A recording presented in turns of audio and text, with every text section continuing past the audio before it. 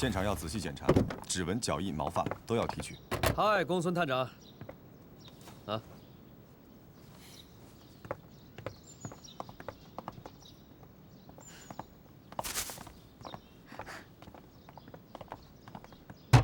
保正。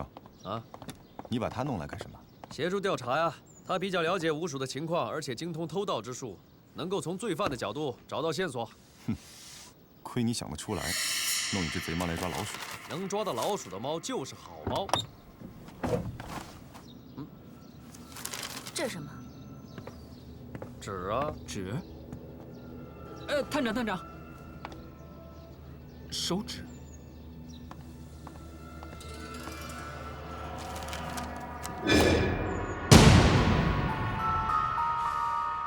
二哥，啊，这是你扔的吧？哎呦，大意了，大意了！吃的跟个大肚子蝈蝈似的，你还跑得动吗？想乱开你车吧！哎呀，一张纸而已，怕什么呀？别说一张纸，一根头发丝都是线索。老三啊，那发明靠谱吗？我的发明错不了，那是我跟老四送给他们的小礼物。绝对惊喜，请看。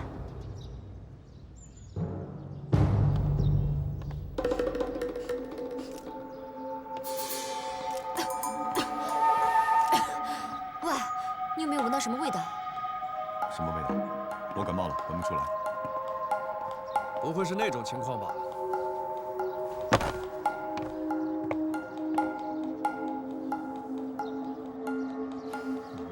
用我估计啊，十有八九就是那种情况。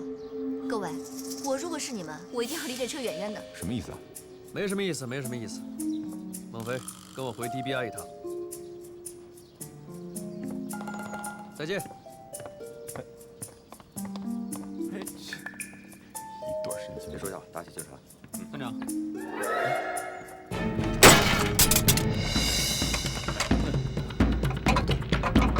志超，别开门！快跑！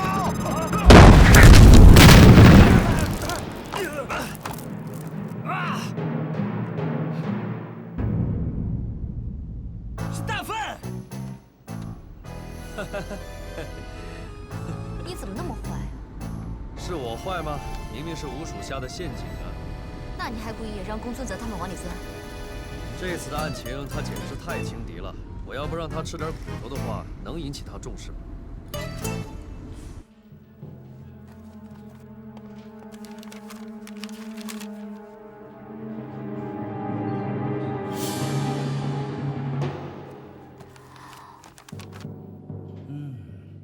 妙，太妙了。薇薇，你想不想做主编？想啊。哎，不想，不想。主编，你不会是又在考验我吧？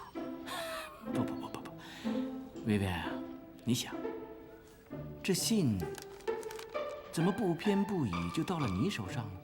天将降大任于斯人呐！从现在起，你来跟踪吴蜀的线索，每期专门留一个版面，供你发深度报道。这可是每一个记者都梦寐以求的机会啊！好好努力，我们报纸的发行量能不能好风借力上个新高，就看你了。我懂了，主编。我都这把年纪了，接班人也许就是你了。谢谢主编提携。不过，我有一个小小的要求。说，这事能不能不让张鹤插手？放心，这可是每个记者都梦寐以求的机会啊！我都这把年纪了，接班人也许就是你了。谢谢主编提携。猫鼠游戏。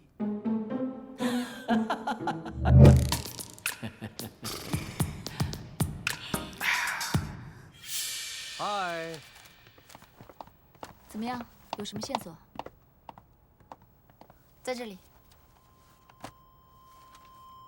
我想这上面的油渍会给我们提供一些线索。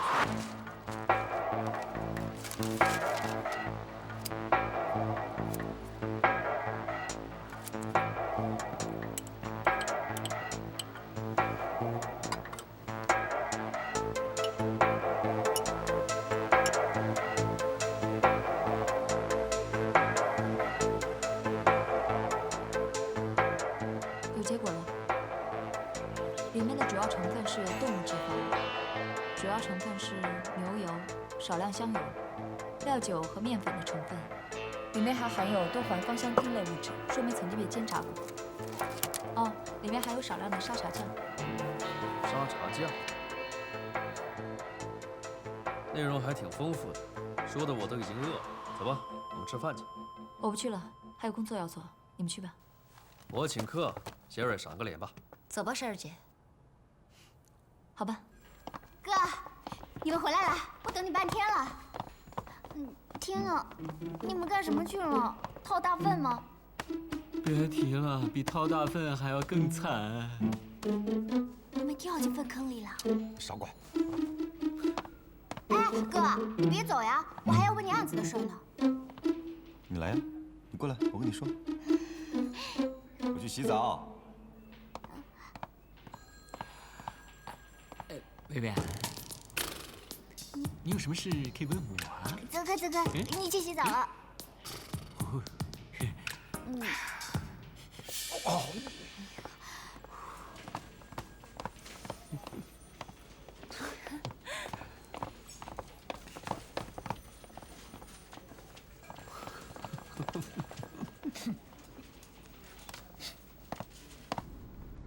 包检察官，你这是要请我们去哪儿吃饭呢？到地方就知道了。珊儿姐，你看，他这个人请我们两个吃饭，连地方都没想好。谁说我没想好？这不到了吗？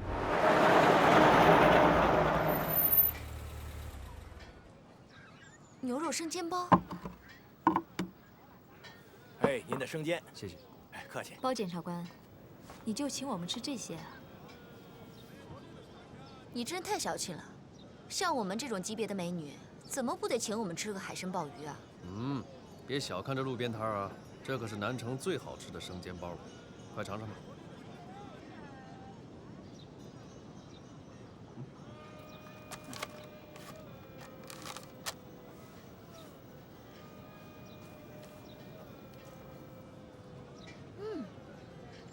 不错，啊，你也来一个吧。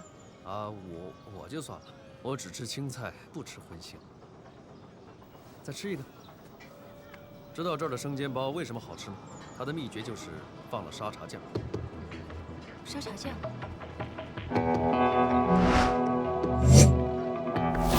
你说的就是那条线索。这什么？没错，银行劫案发生在上午9点钟，正是吃早餐的时间。我判断劫匪一定是买了早餐在车上吃，以至于丢下了那张满是油渍的纸。而据目击者称，车是从南面开到银行门口，而在整个南城卖生煎包子又放沙茶酱的，只有这么一家。搞了半天，并不是请我们吃饭。吃饭查案两不误。来，再吃。老板，哎，小姐，有什么吩咐？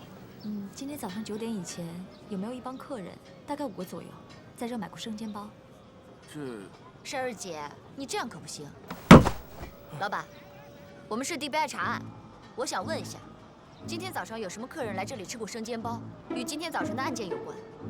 他们未必是5个人一起来，当中有一个穿黄衣服的胖子，应该是你们的熟客。检察官，还行吗？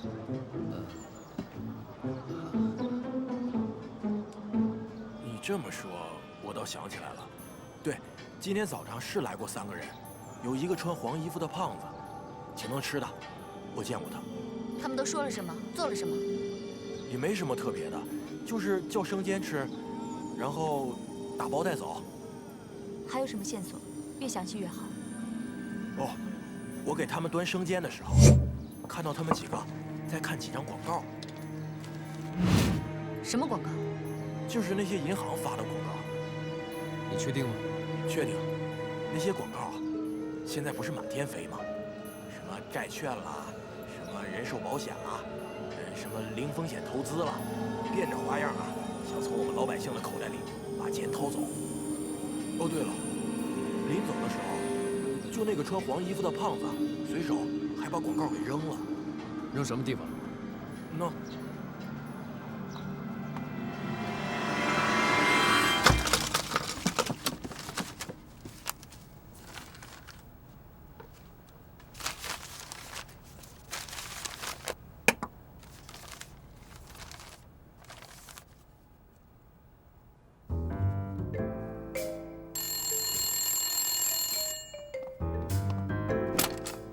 喂，小 Q 呼叫探长，听到请回答。听到请回答。听到。现已查明，调表针的主要成分是18K 白金，不过不是 PT 铂金，而是黄金和金属钯的合成物。在众多的手表品牌中，使用这种合成金属的只有3个牌子。而调表针的防滑槽有24槽，所以，最终锁定的目标是今年新上市的劳力斯游艇明式型腕表。完毕。好极了，这条线索很重要。Yes， 我是最棒的。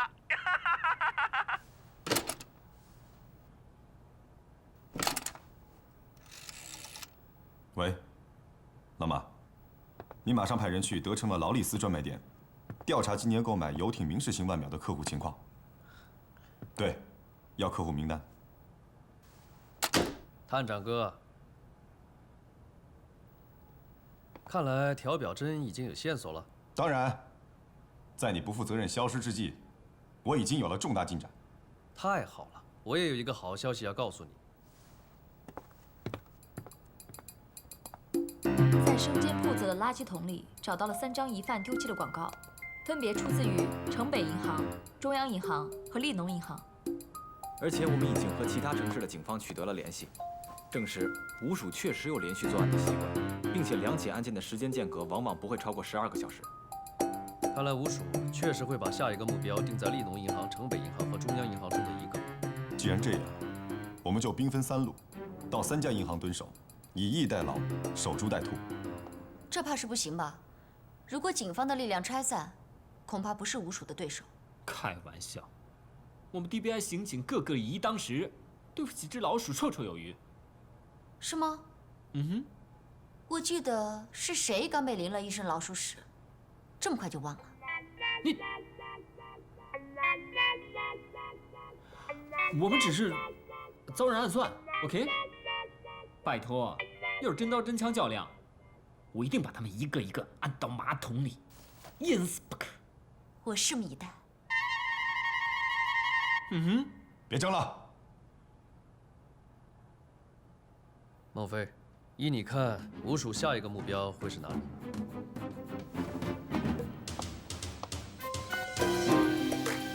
中央银行下午4点半就关门了，所以作案时间非常有限。而利农银行的保安系统，除了需要密码，还需要总行的钥匙，抱歉，难度非常大。只有城北银行，它的保安措施和金库大门设计跟龙华银行非常相似，所以我相信吴蜀很可能利用这一弱点，而对城北银行下手。公孙泽，布置行动吧。不行，我不能把所有的鸡蛋放在一个篮子里。啊，老王，你带 A 组到利农银行，老马，你带 B 组到中央银行，其余人员跟我到城北银行，出发。是。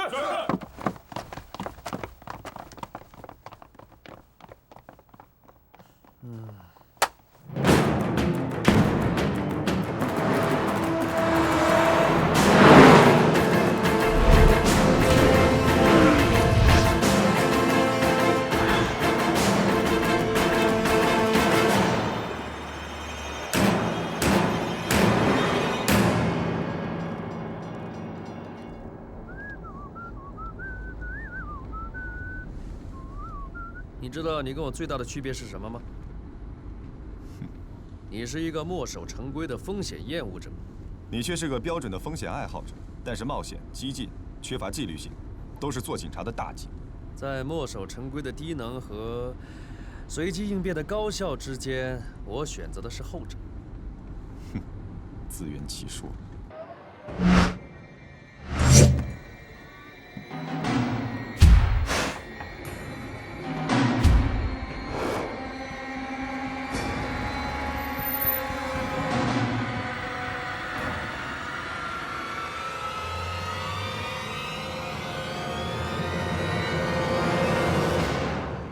命，帮个忙，呼叫总部要后援。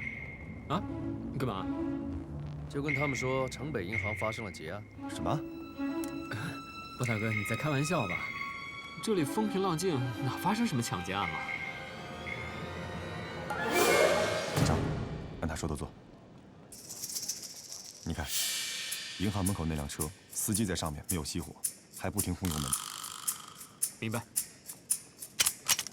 哎，后援还没到啊，这不符合程序啊。随机应变的高效，你说的？啊，5个毛贼加3个神探，这买卖值了。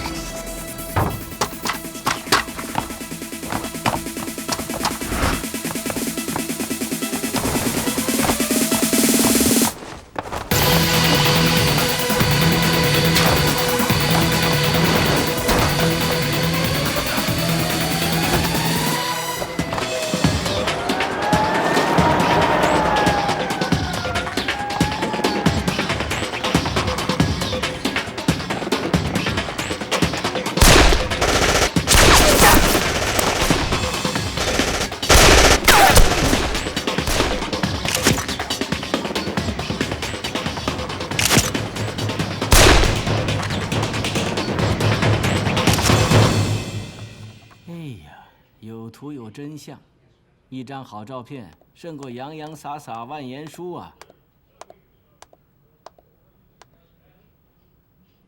薇薇，要不要我多洗一份，回家送给你哥哥呀？趁火打劫，你这样的人啊，根本就不配做新闻记者。主编，我觉得张赫的立场有问题。有什么问题啊？新闻的宗旨就是报道事实，真相就是我们的立场。你看，吴蜀又来信了。城北银行抢劫案由吴蜀负责，顺手牵羊，草草不公，损失金额总数与本月 DBI 应发薪水相符，作为游戏输方的罚金，市民不必为此次行动承担损失，无属上。精彩吧？你就是写小说，也难得编出这么有趣的情节。可是主编，这样的消息登出去，会让警方微信扫地。微信的事我可管不了，我只关心销量。销量，薇薇安，你懂吗？这五鼠还真是炒作高手啊！有了他们，我们还愁报纸不大卖吗？张贺，哎，马上出特刊。好嘞。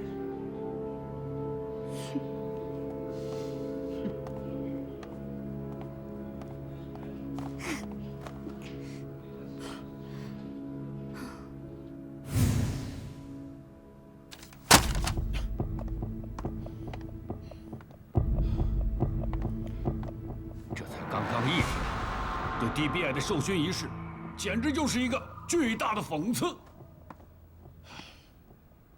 如果你们不能把吴鼠尽快给我抓获归案，给市民一个交代，不但是你这个探长，我这个局长也要颜面扫地，连市长的威严都要受到亵渎。怎么？怕了？不敢表态？局长，我向您保证，一定让这些戏弄警方、藐视法律的犯罪分子受到严惩。希望你这个表态不要再沦为笑柄。去吧。哦，对了，这个月你们 DBI 的薪水停发，什么时候抓到吴鼠，什么时候再发薪水。还有，想想怎么处分他。DBI 的脸都让你们给丢尽了。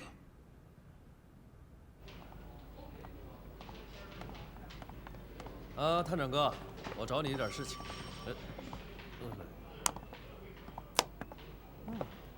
怕什么？为什么不敢抬头看我？抬起头来！今天，我们有人在听到枪响的时候害怕了、畏缩了。你们也许想骂他是胆小鬼、是懦夫，但是人人都会恐惧，我也一样。所以，我不会惩罚任何人，因为真正的勇敢不是不怕，而是害怕却依然往前冲。我们 DBI 遇到了前所未有的危机，这种危机不是来自于枪林弹雨，而是来自于我们内心的恐惧。这种恐惧的结果是，从此失去德城市民对我们的信任。这是我们 DBI 全体警员用10年3000多个日日夜夜才得来的，至始敬畏。我希望你们牢记这一次耻辱，面对罪恶绝不妥协，这是你们曾经说过的誓言。你们会妥协吗？不会。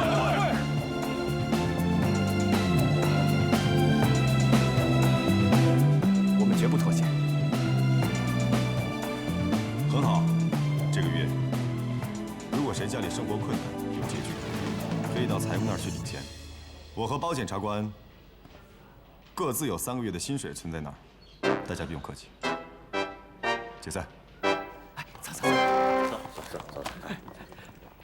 也能分不少啊。公孙，你说的真好，不愧是我们大家的探长。我说公孙泽，你用了我的薪水也不跟我商量商量啊？跟你商量什么呀？我还没找你算账呢。为什么呀？哎，你说你是缺乏锻炼还是怎么的？听说你累得直扶墙，眼睁睁看着绿鼠跑了。难得呀，真是太难得了，让你抓到了一回把柄。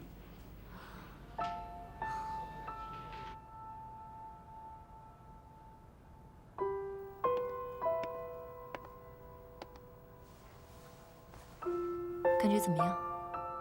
头疼失眠，突然眩晕。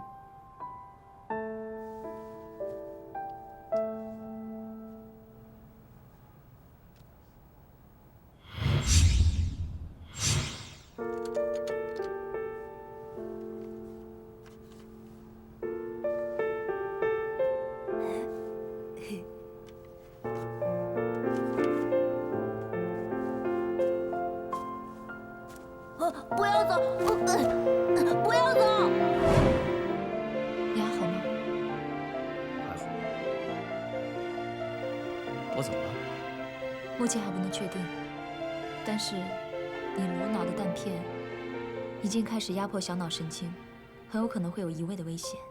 看你的表情好像很严重。药都按时吃了吗？不管用。作为医生，我还是建议你找一个好一点的疗养院，好好静养一下。你是想让我跟那些阿公阿婆们在一块儿打牌吃饭？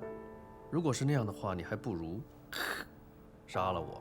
我知道，虽然说了没有用，但是很有可能你要是倒下去，就再也站不起来了。既然这样的话，就更不要耽误时间了。走了。你干嘛去？灭鼠会议。探长，这是在城北银行抢劫案现场发现的9.0毫米子弹壳，出自英国造的斯登冲锋枪。据现有记录看，国内军方和民间黑帮都没有使用过这种武器，那就是外国军火喽。极有可能。小张，设法查到军火的渠道。是，这次抢劫案的情况跟上次差不多。从案发到结束前后不到5分钟，所幸没有人员伤亡，而且被劫走的钱款也不多。但是城北银行是给我们全体警员发放工资和存储养老保险金的银行，所以他受到盗窃，影响比较恶劣。他们就是想虎口拔牙。这是猫嘴上扯了须，让你非常的难堪。这次在现场，他们还留下了这个，像是在故意寒碜我们。这5只老鼠可以说是非常的奇怪，每一次抢劫的时候都冒了巨大的风险，可是好像并不完全是为了钱。难道说他们是真的让我们难堪，或者是向我们挑衅吗？也许啊，反正他们是一群以此为乐的疯子。这么大的阵仗，我看所谓的劫富济贫和猫鼠游戏都只是表面，其背后一定是有隐情的。我还是怀疑他们在找什么东西。可这次在城北银行，他们没有进保险库，也没有撬保险箱，不像在找什么东西。做得这么漫不经心、随性而为，确实是给我们的案件增加了这么一点点难度。报告探长，中央银行收到发条老鼠。报告探长，联收珠宝行收到发条老鼠。报告，大长今天收到发条老鼠。探长，快收听无线电广播，快打开！德城的市民们，尤其是 DBI 的审判们，请注意，捕鼠将在未来几天里对每一家发放老鼠的店面来一次小小的查处，也请你们好好的配合。德城的市民们，尤其是 DBI 的审判们，请注意，捕鼠将在未来几天里对每一家发放老鼠的店面来一次小小的查处。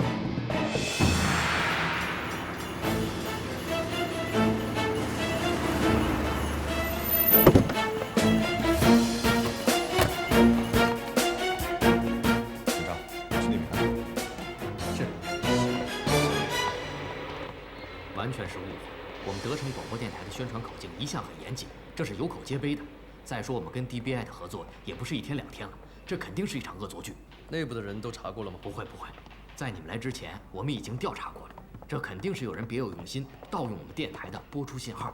说仔细点。好，这边请。这就是我们电台最大功率的天线。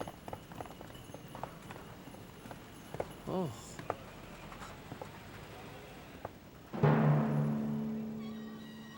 小二命有，你看看那上面什么东西啊？好。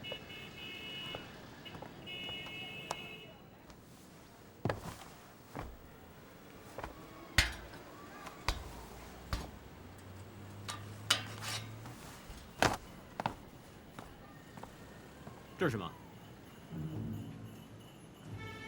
我想，就是通过这个，他们盗用了我们电台的发射频率。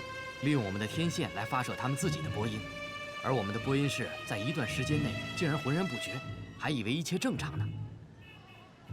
公孙探长，看来对方是有备而来啊。不过，顺着那条线，可以找到对方的位置。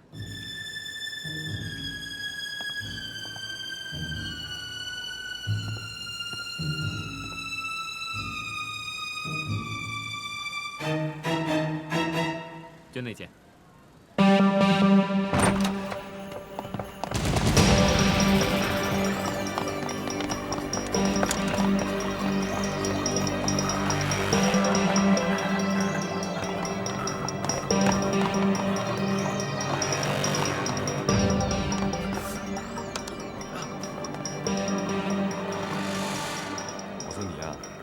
真该好好锻炼一下了，才跑几步就喘成这样。我总得有个弱点吧，要不然的话，不然怎样？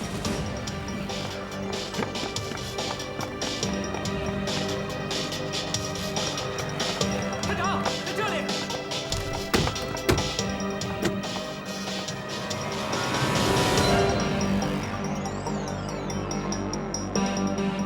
水家已经熄了，人应该走了很久。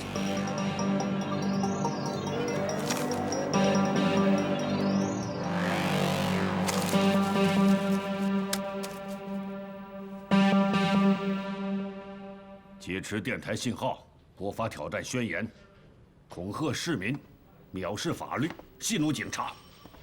公孙泽啊，公孙泽，这吴蜀简直就是骑在咱们 DBI 的头上拉屎。是我轻敌了，没有想到吴蜀会在如此短的时间内制造出这么多事端。这简直就是德城有史以来最猖獗的罪犯。现在。 德城市内人心惶惶，咱们 DBI 必须要给市民一个交代。我今天还要去外地出差，我希望我回来以后，德城恢复到往日的宁静。局长，我们不会让您失望的。但愿如此吧。 游戏玩弄戏耍，一夜之间，吴蜀已经向另外6家银行和全市的20几家金店，还有珠宝店都送出了发条老鼠。哎，瞧这铺满的，你太多了，把大半个德城都覆盖了。孟非，你能判断吴蜀下一个目标会在哪吗？你当我是神仙啊？这么多目标，我怎么判断？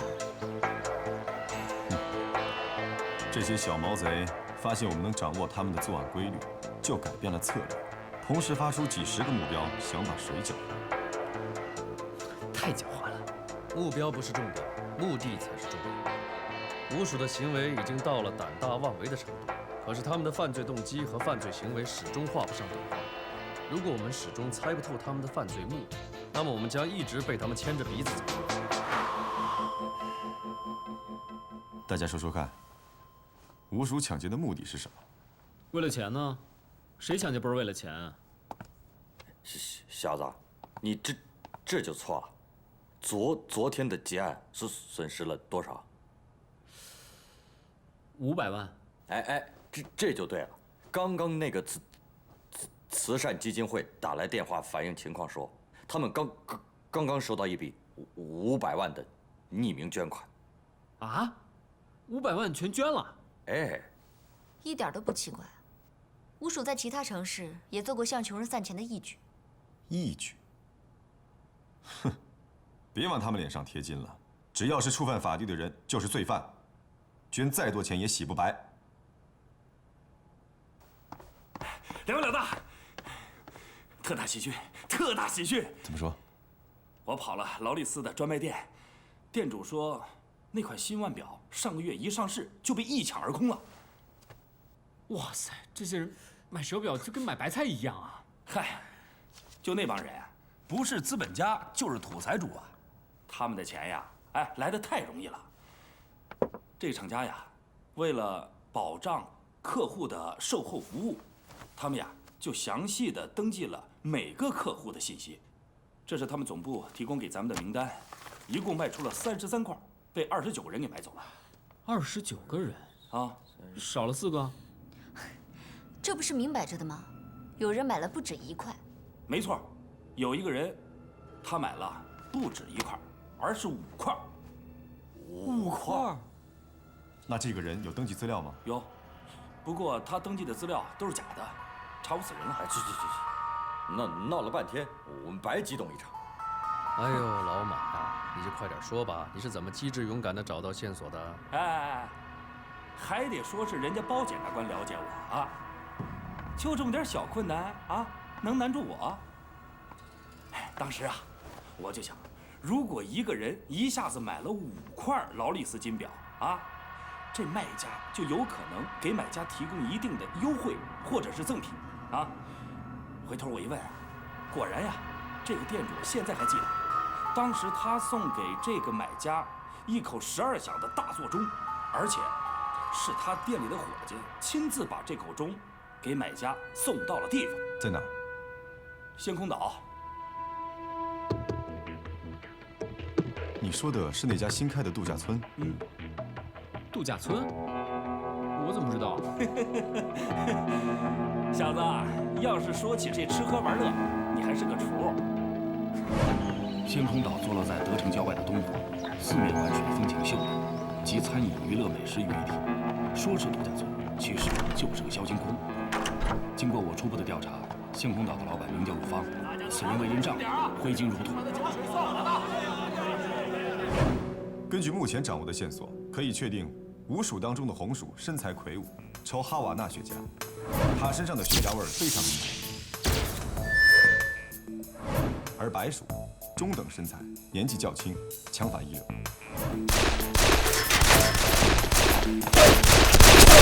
比你如何？还差一点。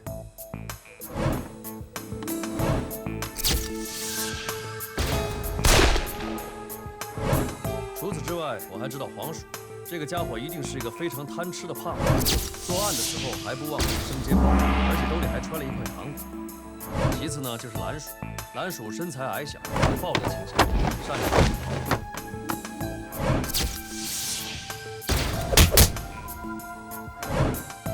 还有呢？还有就是绿鼠，绿鼠是技术型，它负责的是爆破还有电台。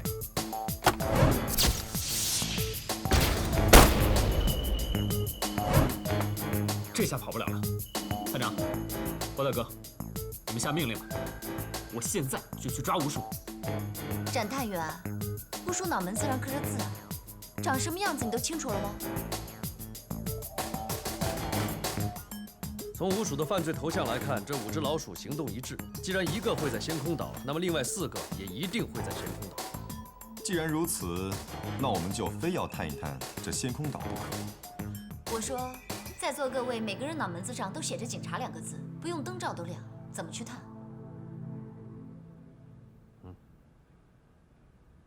那你说怎么办？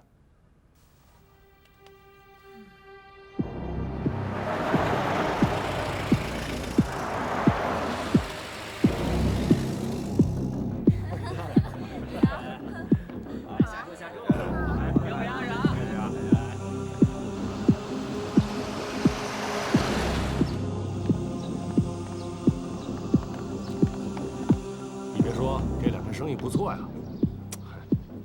要是可以一辈子这样待着，钓钓鱼、烧烧菜，多好啊！只可惜，有人不想让我来生。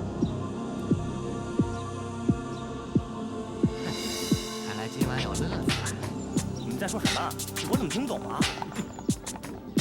哎，什么意思嘛？哎呀，书呆子开工了，走走走走走。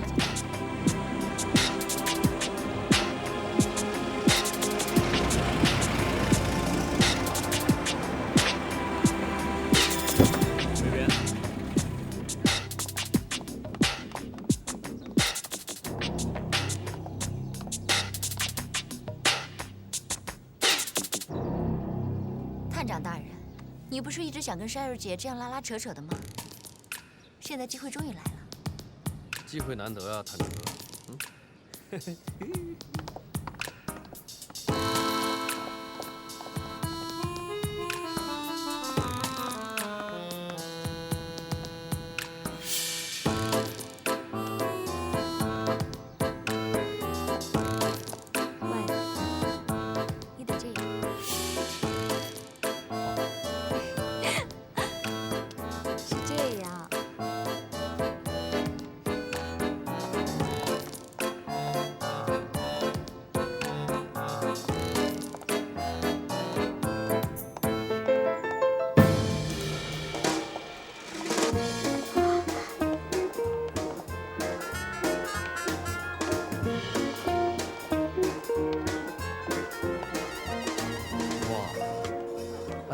三对这么玉树临风、英俊潇洒，目标好像有点明显。我们大家就分头行动，熟悉一下地形吧。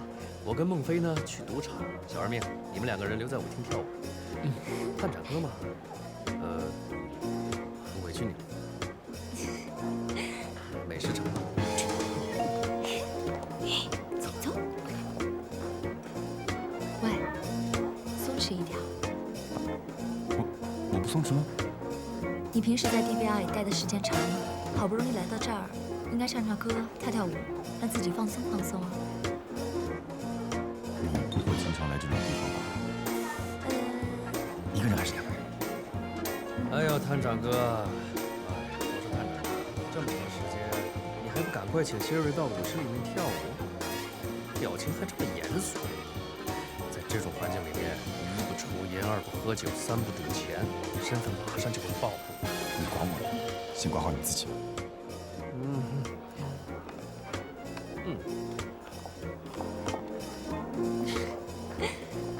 可以啊，老玩家了吗？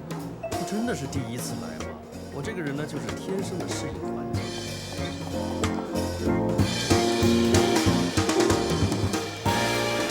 喂，要不要跳一下？